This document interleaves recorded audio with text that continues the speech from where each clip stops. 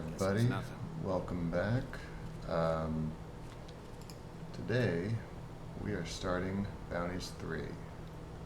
Just as soon as I kill this guy. Got you now.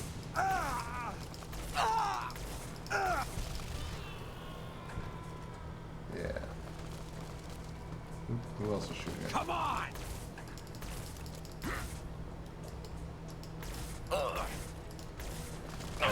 Decided I wanted to pick up some energy weapons. Holy shit, this thing overheats fast.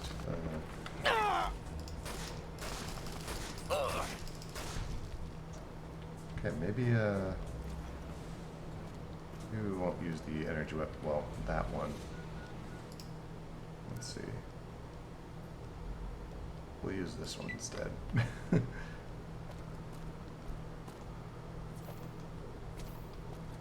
So yeah, we are following up on that notice we received in the last episode. City of Woe. Find mysterious man waiting near Randall and Associates.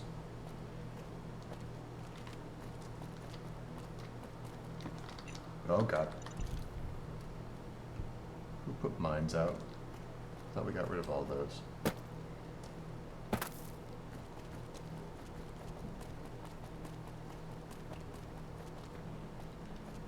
So for those of you that don't remember, Randall and Associates was that New Vegas Bounties 1. Did that a long time ago in the series. Here's Randall's shack right up there. And if you don't remember, at the end of Bounties 1, we find a note that Randall had been killed, and we went off to go kill Judge Richter. Virgil. This place doesn't look like much, does it? I didn't believe this was Randall's old joint until I checked inside. Shame that it's been left abandoned. That painting is something to see. I understand you wanted to meet me? I figured it was a matter of time before you showed. Rumors spread like the clap in the Mojave. At any rate, you're here in all your glory. The Courier.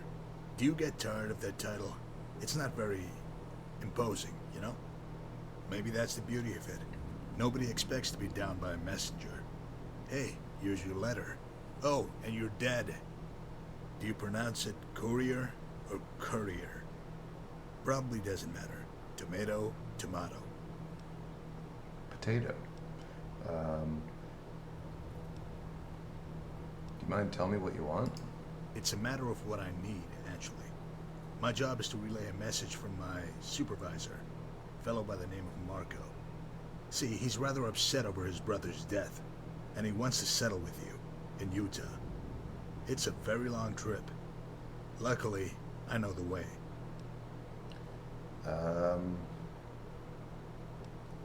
Well, what are we waiting for? I've got unfinished business with Marco. You are tightly wound, you know that? Just relax, Hero. You'll get there soon enough. First, you're gonna help me with some business here. There are a few contacts here in the Mojave that I need to sort out on behalf of Marco's business interests. Funny thing is that there's some overlap with your past work. I managed to look through some of Randall's old records in the shack. To his credit, the man kept very meticulous records. He must have been quite the typist. Anyway, if you want to reach Utah, first you'll help me solve problems. Sort of like bounty hunting. Oh, and don't worry, you won't have to kill any women or children. Nothing that might compromise your code. These pretty much have it coming.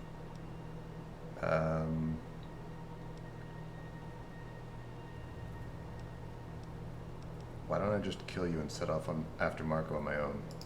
Traveling to Frostal isn't like taking one of your little nature walks here in the valley. It's hundreds of miles through dangerous terrain. On top of that, you could easily encounter roaming bands of cannibalistic tribals, or just get lost and freeze to death in the mountains. But I'm sure you pondered all that when you made that crack about killing me. Hold on. Take time, I'll just postpone your meeting with the most dangerous man alive. Well... Seen the light yet? This place is starting to really lose its luster. I wanted to ask you about the jobs. What a team we'll be. I can't wait. Gotta make a little stop before we meet the first guy. Here's the spot on your map. See you there. Virgil traveled to the abandoned house. Damn it, I wanted to ask about the jobs we were gonna do. Alright. Let's, while we're here...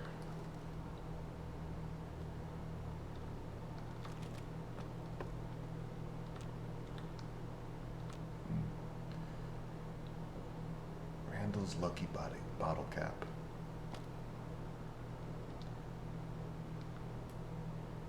Wells Fargo.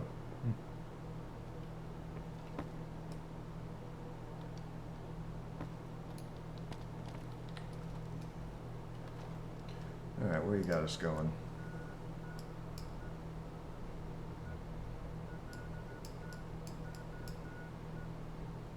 Sunset Sarsaparilla. Alright. Cool. Gotcha. Who's got who? Oh shit.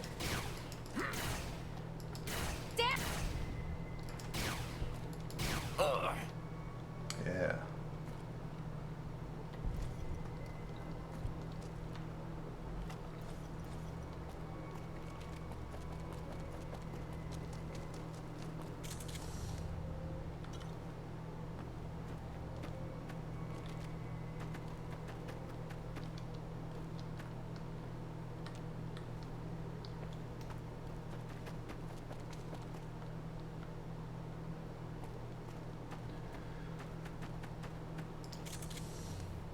Why are you even trying?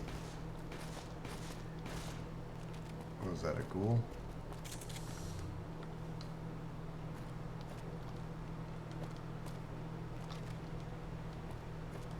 Alright, what are we doing here? Ah, you made it. The Fiends really know how to make a neighborhood their own, don't they?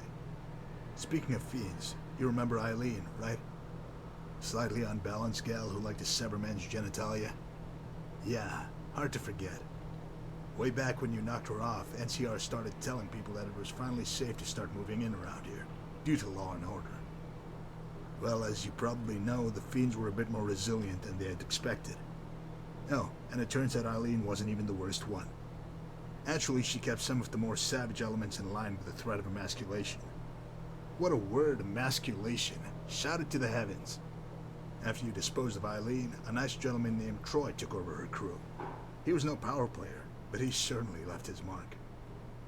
You see, Troy was a chronic rapist, even worse than old Cook. Not long after the Owen family moved in here, Troy paid him a visit. Let's go inside and see his handiwork, shall we? What is this? Ghost of Christmas Past? You know, if I knew that I caused this, even in a crazy roundabout sort of way, that would just eat me up inside. Sort of awkward now. I mean, to be honest, I think I've seen worse. That's the spirit. Denial. I love it. As a kid, my dad, a raging wild drunk, would regularly beat us, then refuse to acknowledge it. Later I found out that smashing someone's kneecaps with a bat tends to correct the problem. They also confess a lot. A kneecap revival, if you will. Relax, we're not going down that road. When you're 13, you do all sorts of things that make you cringe later on. Hormones, I suppose. Point is, old Pappy stayed in denial until it blew up in his face, or his kneecaps. You can lie to yourself, but the truth will have its day. On that note, let's go deliver some truth to Troy. You can even use the bat technique if you want. See you there. Is there a baseball bat here I can pick up?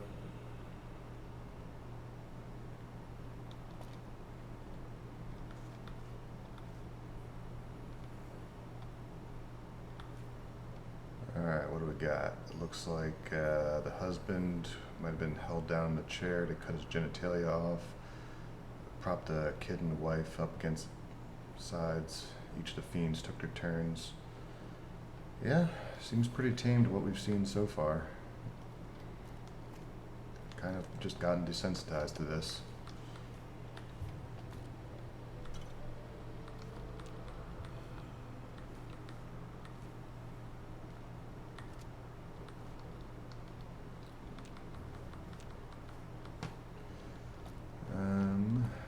No notes, are there?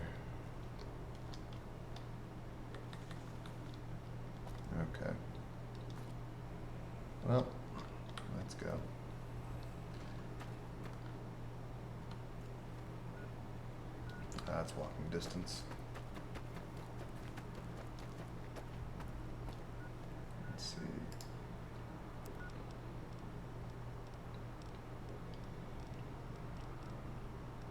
Oh, I do have a baseball bat.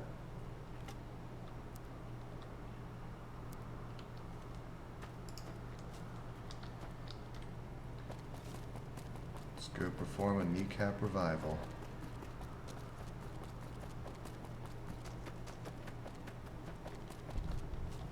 Oh.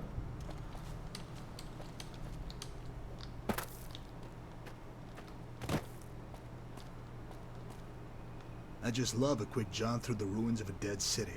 Makes me feel privileged to be alive. Maybe that's just me.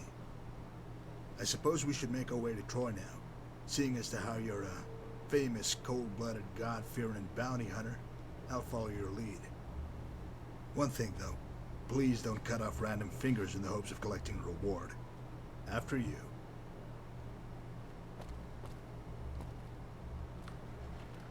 Who the fuck are you? What the fuck are you doing here? Troy. You have been a busy little boy, haven't you? All that robbing and raping going on, yet you can't seem to return messages. What? Who the fuck? I'm about to light your ass up, cocksucker. You know who I am? I'm gonna smoke you, then fuck you right up the ass. No, you won't, Troy. Do you know who I work for? A gentleman by the name of Marco. He's very unhappy that you ignored his messages. Not good, Troy. Marco? He sent you? Oh, fuck. I didn't mean to ignore him. Shit just got fucked up. I was busy and...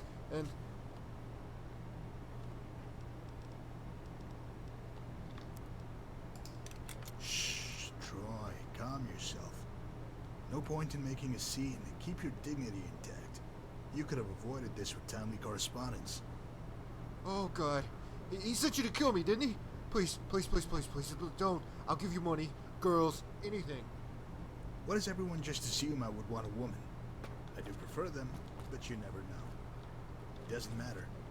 Troy, this is a matter of balance. I can't go like this, Mama! Now, would you look at that? Troy, you went and pissed yourself. Would you relax? I'm not going to kill you. Really? Oh, thank you. I'll do whatever you want. Just tell Marco. I'll do it. No, I won't kill you, Troy. This bounty hunter will. Oh, shit, Mama!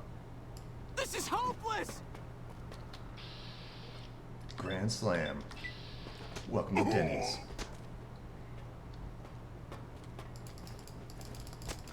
I'm hit! Ah! Here we go. I'm out of here! Troy, you have a fucking gun. Damn! Like, I'm handicapping myself here. Oh.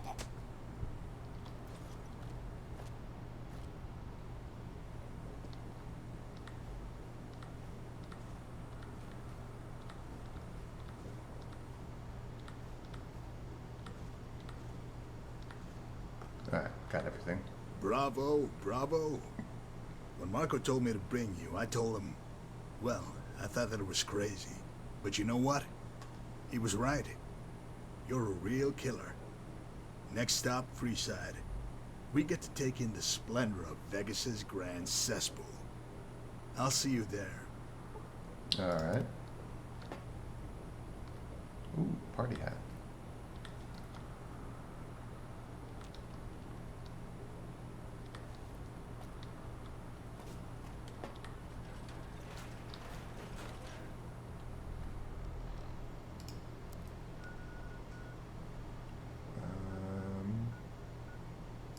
Sure. Alright. Hope this was close enough to the objective.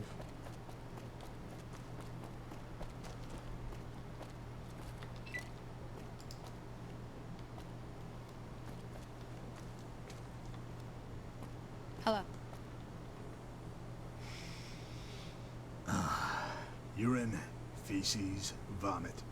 That's the intoxicating aroma of Freeside. It's like smelling hopelessness. If you're wondering, this fine establishment is known as Carl's Candy, with a K. Unfortunately, they do not offer confectionaries. No, Carl's is just one of many brothels in Freeside, but it should interest you for at least one reason. No, not that one. That comely young lady soliciting her services on the corner is known as Jill. Apparently, she's the daughter of the late Charlie Halfcock. See, Charlie's mercenary work provided for his daughter after his wife left him. With a name like Halfcock, you can imagine why she left. Single father with half a penis and a powerful rifle. What a story. But then, he met you. His kid, orphaned. Though only at the tender age of 16, Jill took it upon herself to make her way in the Mojave. With few marketable skills, Jill was soon forced to rely on her most valuable asset, her body. Carl quickly scooped her up and made her his own. But it doesn't end there, friend. Carl doesn't just pimp out girls. He makes them utterly dependent through chem abuse. Pretty soon, Jill was strung out on jet and completely broke. She became de facto property of Carl. Coincidentally, I have to deliver some news to Carl so we can kill two perverts with one stone. You better lead the way, though. My rugged looks are simply magnetic to females, and I don't want to be swarmed by hussies. Alright. Hey, What do you need? apparently I killed your dad.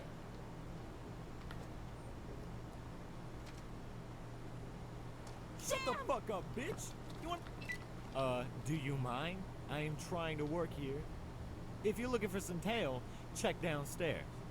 Ah, Carl, tell me, does it make you feel strong when you smack around starving hookers? This is a real man right here.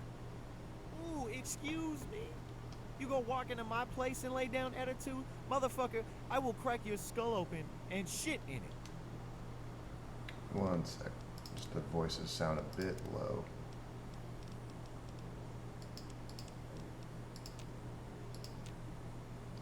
As much as I want to be moved by that arresting imagery, I need to get to the point, Carl. Do you remember the arrangement you had with Marco? Marco? Are you serious? That motherfucker ain't even real. So I took some guy's money and said I'd kick it up to Marco. What of it? It was a scam. No scam, Carl. You knowingly stole from one of Marco's associates, then went on to denounce the whole affair in public. Bad judgment, my boy. You can't be serious. I was just joking with some boys in Freeside. Everyone knows Marco isn't real. Right? Oh, fuck, man. Oh, fuck. Holy shit, man. No joke, Hey! Carl. King Carl. Maybe not. It's really up to the discretion of my associate. And that's how it's done, partner. You showed patience, but didn't hesitate when it was time to act. Well done. Just one more stop, and then we can begin the great trek. There's a little homestead I want you to see first, though. Here's the spot on your map. Quigley resident. Oh, fuck. I've got Mr. Quigley's rifle here. Which is one of the best fucking guns I've ever had. Fucking love this thing.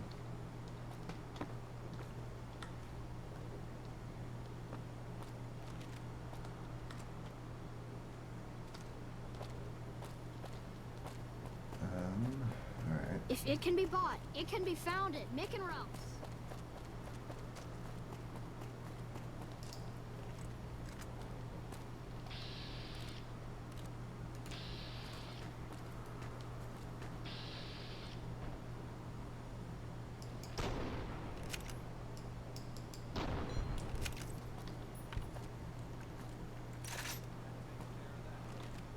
That takes care of that.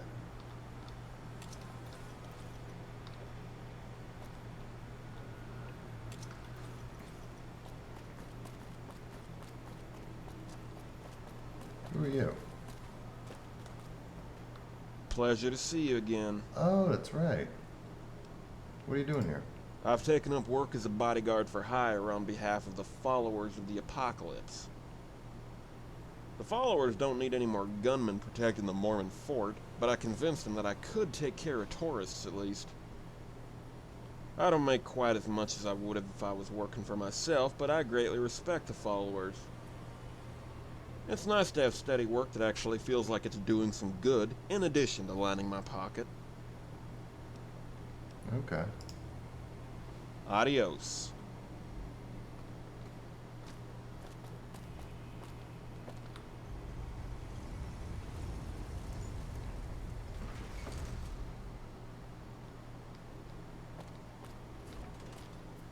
Alright. I think it's, yeah, it's close enough. We can walk. Oh.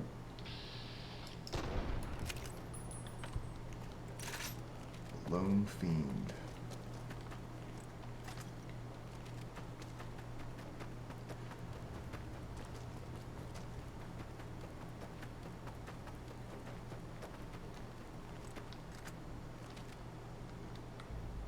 This fine residence is the home of Dana Quigley, widow of the late Tom Quigley. You remember him, right? I do. Though an inveterate womanizer and a madman, Ranger Quigley still sent proceeds from his caravan robberies to his family. When his mischief caught up with him, Mrs. Quigley found herself destitute and struggled to provide for 3 children. On the verge of starvation and homelessness, Mrs. Quigley soon received an offer from a businessman. In exchange for a hefty sum, he would seize Mrs. Quigley's daughter and sell her to Kaiser's Legion. She accepted the offer.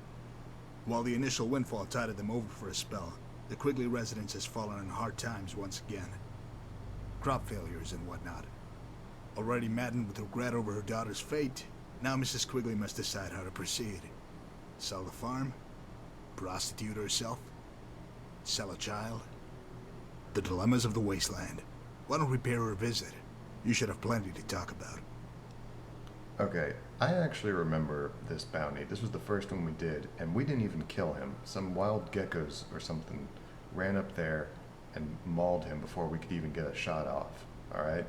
So this one is definitely not my fault.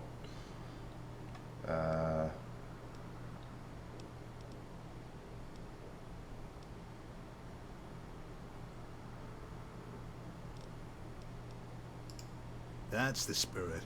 Help the hapless damsel who pawned her only daughter off to be the plaything of sadistic barbarians. Fantastico.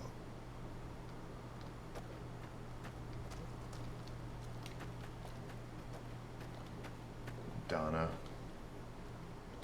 He's got a point there. This lady's a real bitch. Don't really have any reason to help her. Can I help you? You remind me of that bitch Esther.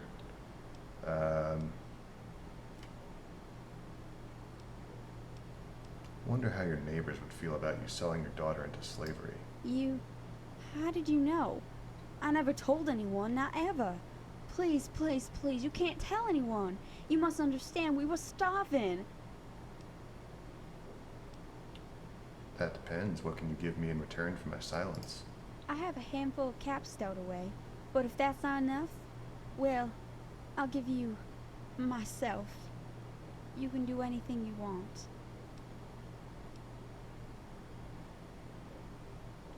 You'll do.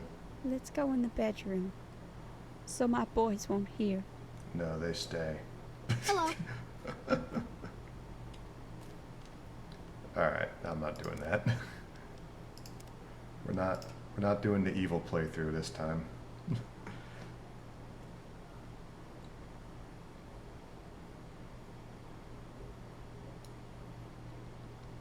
Donna? Can I help you? I'm just passing through. Is there anything I can do to help? Unless you got a golden goose, there's nothing. Damn fat cats in town are about to push me off my land. Just give me their names and all your problems will go away.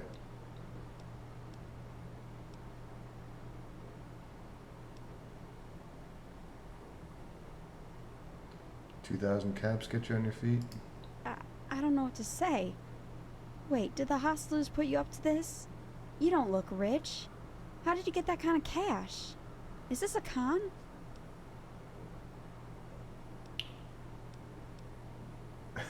Take this money or I'll deposit your heart in the first bank of hell. I gotta be honest with you. I'm the bounty hunter who killed your husband. I wanted to, So you're the one? The one who killed my Tom? Get out! Right now! Get out and take your blood money, you piece of shit! Out now! Well, fuck you too. I didn't even kill him. It was a goddamn gecko. Hello. Hi, I What's up? supposedly am responsible for your dad's death. I'm gonna steal all your books.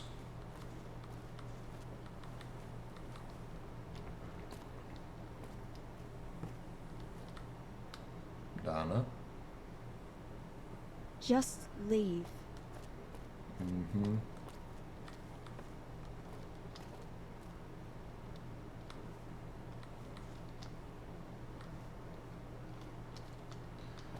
Alright. You're either principal to a fault or a simpleton, though those often overlap. You should have seen her face. You get points for pure balls. Now that she's broken, destined for some type of damnable existence, do you feel the tiniest bit of responsibility? Try to bury it, suppress it all you want. Everything you've done comes back to you in the end. If all my pestering is starting to bother you, take heart. We're nearing the end of the line. We've got a date with some fancy legionary near Cottonwood Cove. See you there. To the cove. Anything?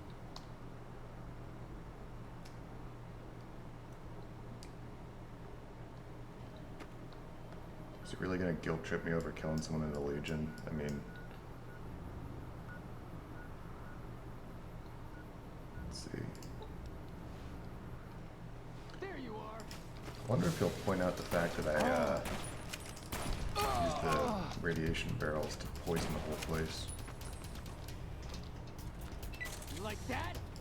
I'm hit. Whoa, what the hell?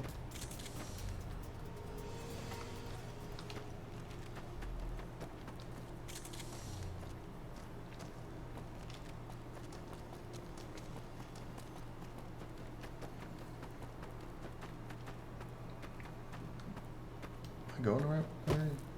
Oh.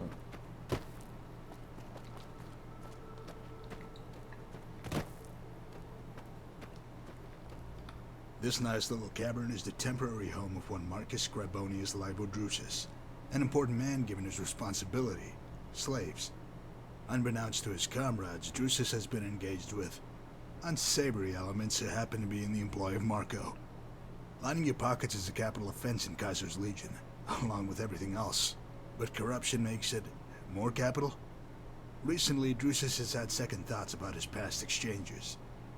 So it's high time he's reminded of his obligations.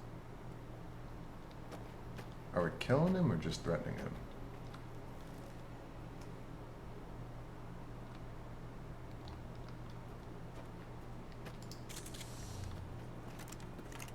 Who dares intrude in my quarters? Name yourselves. Not a polite reception, I must say. Is the hammer necessary?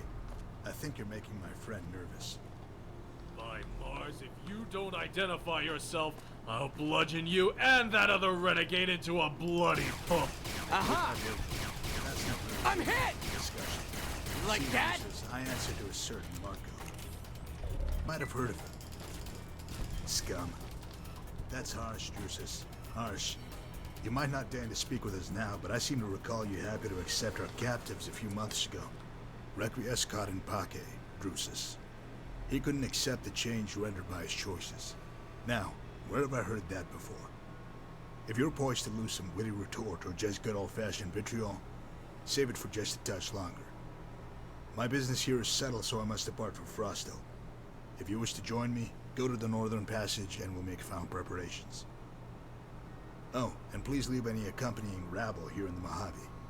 Marco instructed me to bring you and no one else. See you there. Okay.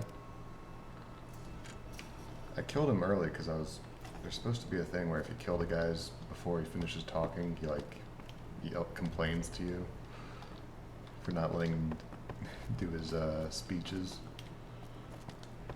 But I guess he didn't do it. Alright. So yeah, we can't bring companions with us, which I mean, I was kind of under the impression that the like actual companions from bounties would be okay, but I guess not. It's the Northern Passage. All right. Oh, you got a ghoul up there. Nice. Yes? I'm here. What can you tell me about Marco? I suppose in a strange way he's not much different from you, Courier. He was forged in violence, reborn a survivor. He's not exceptional in any physical sense, nor is he the most intelligent man I've met. I suppose it's his will that sets him apart. There have been times when most men would have succumbed to defeat or even death, yet Marco won in the end. He told me about the time he was captured by raiders back east.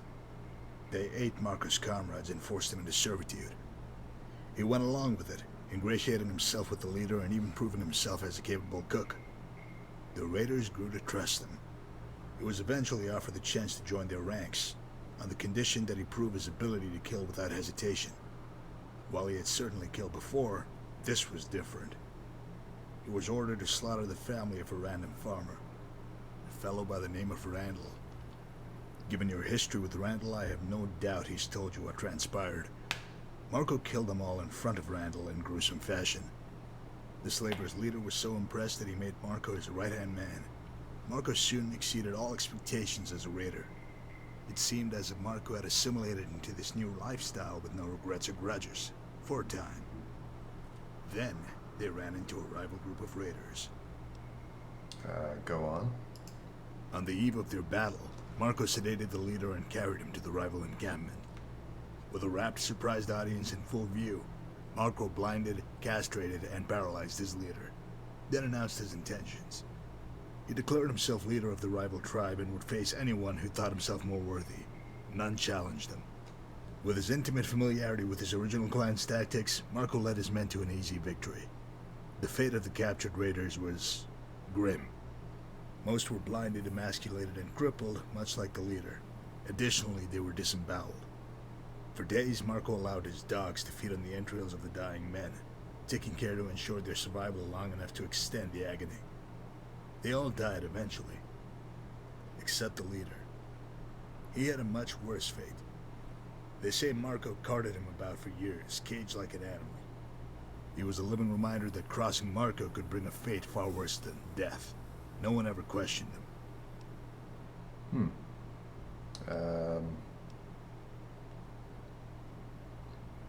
Do you ever feel guilty about running with Marco? Marco always said, man is the measure of all things. In this world, you make your own law for yourself and those closest to you. Talking about right and wrong is delusional and self-indulgent. If you had traveled and seen what I have, you'd appreciate the truth in this. Seen towns where they ate people but wouldn't let the women out in public for fear of immorality. Other places they killed kids for stealing food. Deep down, everybody has an idea about what's right. Sleeping with another man's wife? It's okay, she's unhappy. How about robbery? Oh, they're rich. Marco taught me to look within, trust my own instincts, and most importantly, to do what it takes to stay alive. He always looked after his people. So to answer your question, I don't feel guilty. There ain't no heaven or hell, just this rock. And I'll get mine while I'm here. You seem to embrace being the bad guy. I don't think it's really a bad guy mentality. It's more of just pure survival and indulgence. I want to know what a feet-sniveling worm coined the term bad guy. Probably some spineless wretch who relied on stronger men for his safety. You know what bad means to me? It means you're strong. You endure when others listen to that pussified voice inside, lay down and die. I don't know about your world with all its nations and laws, but in my world, good is raw flesh that's stripped and eaten by the hungry. What would you do without a few bad men around? No job for starters.